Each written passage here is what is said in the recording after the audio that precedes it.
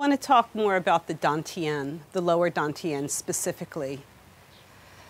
Dan in Chinese means elixir or medicine. Tian means field. We need to be the farmers that cultivate our field. Really what we're talking about, this is going back 5,000 years, this ancient Taoist tradition.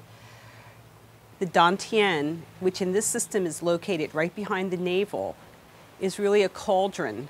Think about that cauldron. And our job as farmers is to cultivate the Dantian by boiling the medicine inside this pot. If we can boil the energy medicine inside Dantian, then we can distribute it to the rest of the body. Starting with the kidneys, heating up the kidneys, nourishing and strengthening the kidneys, and then letting all of the rest of our organs benefit from that work.